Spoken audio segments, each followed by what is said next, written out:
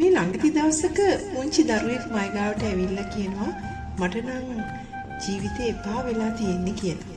ඉතින් මං මේ චූටි අත අල්ලගෙන ඇහුවා ඇයි පුතේ එහෙම කියන්නේ කියලා.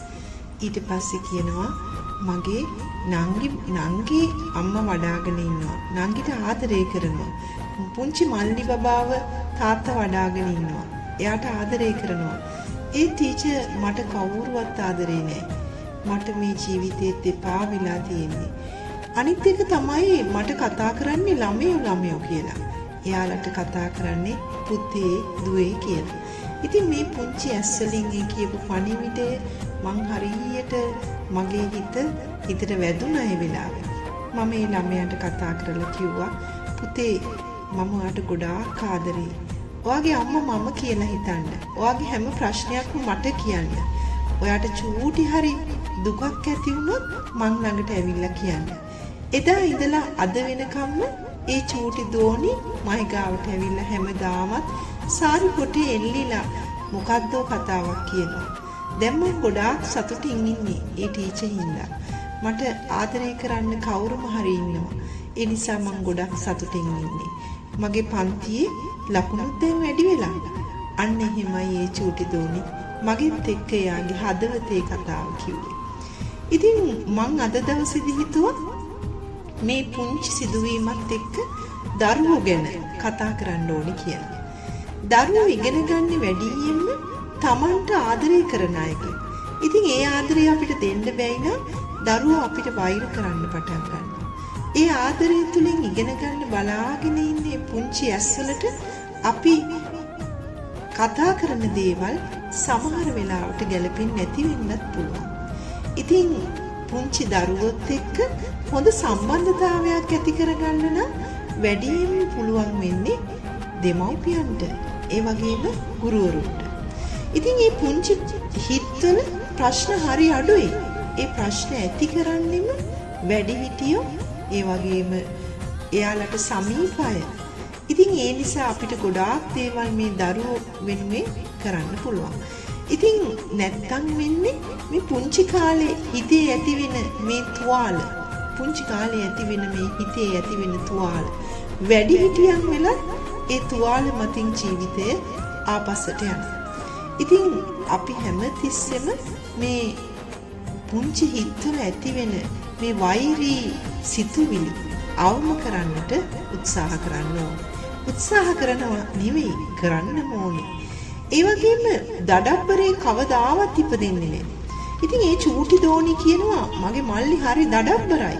ඒත් අම්මලාට වැඩියෙන්ම ඕනෙම එයාගේ දඩබ්බරකම කාට හරි කියලා එයාගේ වීරකමක් විදිහට කියන්න. ඉතින් මම ඇස්සල කඳුළු පුරෝගෙන ඉන්නවා. හැබැයි මගේ කඳුළ බලන්න කවුරුවත් ගෙදර නෑ කියලා. ඉතින් ඒ විදිහට මේ දඩබ්බරකම ගැන කිව්වහම මටත් මතක් වෙනවා දඩබ්බරේ කවදාවත් උපදින්නේ නෑ. ඒ උපදින්නේ නැත්තේ එයා සාමාන්‍ය දරුවෙක්. හැබැයි තේරුම් ගන්න අමාරු වෙච්චහම මේ පරිසරයේ විදිහ අනුව එයා දඩබ්බර වෙනවා. දඩබ්බර වුණාම එයා පන්ති කාමරයේදී වුණත් හැසිරෙන්නේ සත්ත්ව ස්වභාවයෙන්. එයා ගොඩාක් වෙලාවට හිතනවා මම කොහොමද මේ අයගෙන් අයින් වෙලා මගේ ජීවිතය එහෙම නැත්තම් මම කැමති දෙයක් කරමින් කොහොමද ඉන්නේ කියලා. ඒ නිසා දුවනවා, පනිනවා, කෑ ගහනවා, ළමයි අතරේ ලොක්ෙක් වෙන්න හදනවා. ඒ වගේම පන්ති කාමරය තුල විවිධාකාර ගැළපෙන්නේ නැති ක්‍රියාකාරකම් කරනවා. හැබැයි අපිට එයා වටහා ගන්න බැරි වුණොත් මොකද වෙන්නේ? එයා තව තවත් ඒ දඩබ්බරකම වැඩි කරගන්නවා. ඉතින් අපිට පුළුවන් වෙන්න ඕනේ මේ දරුවන්ගේ හිත් කියවන්න. ඒ දරුවන්ගේ පුංචි හිත්වල තියෙන අසරණ හැඟීම් අපිට වැඩිහිටියෝ විදිහට තේරුම් ගන්න ඕනේ. ඉතින් මනුෂ්‍ය මොලයක් ගත්තාම සමහර වෙලාවට ඒකේ මිනිස් මොලයක් තියෙනවා, ඒ වගේම සත්ත්ව ස්වභාවයකුත් තියෙනවා. මේ පුංචි ළමයි තමන් වෙතට වැඩිහිටියෝ යොමු නොවුනහම අර සත්ත්ව ස්වභාවයෙන් එළියට එනවා.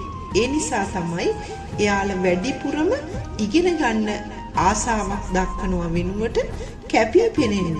ඒ වගේම විවිධාකාර දඩබ්බරකම් කරමින් පන්ති කාමරයේ තුල විවිධාකාර කල්ලි ගැසමින් ජීවත් වෙන්න ඉගෙන ගන්න. ඉතින් අපිට ගොඩාක් දේවල් මේ පුංචි දරුවෝ වෙනුවෙන් කරන්න පුළුවන්. අපිට පුළුවන් මේ පරිසර ස්වභාවය වෙනස් කරන්න. ඒ වගේම මේ පරිසරයේ තියෙන මේ ලස්සන දරුවන්ට කියලා දෙන්න. දරුවෝ හැමදාමත් හැසිරුණේම හැමදාමත් බලාපොරොත්තු වුණේම ආදරය පිළිබඳව හිතකින්. ඒ වගේම රැකවරණය ලබා ගන්න හිතකින්. නමුත් මේ රැකවරණය ගොඩක් වෙලාවට වැඩිහිටියන් තුල මේ රැකවරණය දෙන්නට පුළුවන් ශක්තියක් මේ ලෝකේ තිබිලම නැහැ. ඒ නිසා තමයි සමහර වෙලාවට විවිධ දෝෂාරෝපණ වලට දරුවෝ ලක් වෙන්නේ. ඉතින් දරුවන්ගේ හිත් තලලා පොඩි කරලා එයාලා පීඩාවටපත් කෙරුවොත් කවදා හරි දවසක අපිට ලොකු විනාශයක් බලන්න පුළුවන්. ඉතින් සමහර වෙලාවට අපි හිතනවා ජීවිතේ වැඩිපුරම අපි හිතන්නේම හොඳ දරුවෙක් බිහි කරගන්න. හොඳ දරුවෝ සහ නරක දරුවෝ කියලා වර්ග දෙකක් නැහැ කියන මම මේ වෙලාවේදී කියනවා. ඒකට හේතුව තමයි ඒ හොඳ හෝ නරක ඇති වෙන්නේ මේ සමාජයේ. එහෙම නැත්නම් පරිසරයේ, එහෙම නැත්නම් ගෙදරින්, එහෙමත් නැත්නම් ඉස්කෝලේ. ඉතින් මේ පුංචි දරුවන්ට අපිට මේ සබාදහමේ රිද්මේ කියලා දෙන්න පුළුවන් නම් මේ ලෝකයේ මිනිස්සු තුල තියෙන කරුණාව මෛත්‍රිය එයාලට දෙන්න පුළුවන් නම් එයාලා ගොඩාක් ඉදිරියට යනවා. ඒ වගේම එයාලට රැකවරණය දෙන්න පුළුවන් නම් පුංචි මොහොතකදී හරි අම්මගේ ඔඩෙක්කේ තියාගෙන එයාට ආදරය කරන්න පුළුවන් නම් එයාගේ ඔළුව ඉඹලා මං ගොඩාක් ආදරෙයි මයි පුතාට කියලා කියන්න පුළුවන් නම් ඒ හිත හැමදාම සතුටින්. එහෙම නේද? ඉතින් පටන් ගන්නකො මේ ගෙදරින් දෙමාපියෝ විදියට ඔයාලා තමන්ගේ දරුවන්ට ගොඩාක් ආදරය කරන්න. ඒ වගේම එයාලට අගය කිරීමක් දෙන්න, වටිනාකමක් දෙන්න.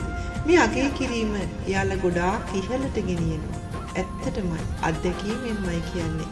ඉතින් පුංචි හොඳ දෙයක් කෙරුවොත් එයාගේ ඔළුව අත ගන්න. එයා ලෝකෙම ඉන්න වීරයෙක් බව ප්‍රකාශ කරන්න. එයාට ලොකු ශක්තියක් තියෙනවා කියලා කියන්නේ. ඔයාලට පුළුවන් නම් ඇත්තටම මේ ලෝකේ දරුවෝ ගොඩාක් සතුටින්. ඒ සතුට තුළින් අපිට හැමදාමත් වැඩිහිටියන් විදියට අපිටත් සතුට වෙන්න පුළුවන්.